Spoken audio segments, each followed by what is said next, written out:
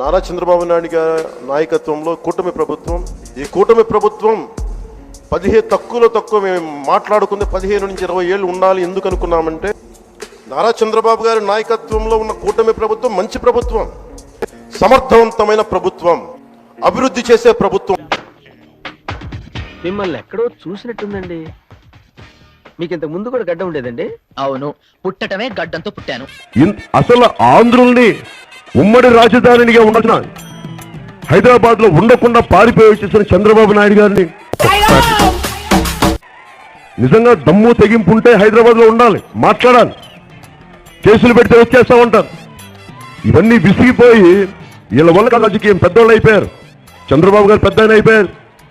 ఆయన నాకు తెలిసి ఒకటి గౌరవరీత్యా పెన్షన్ ఇచ్చి ఆయన రాజకీయాల నుంచి విరమణ చేయడం చాలా మంచి పని. ఏమిటండి మీరు మాట్లాడేది?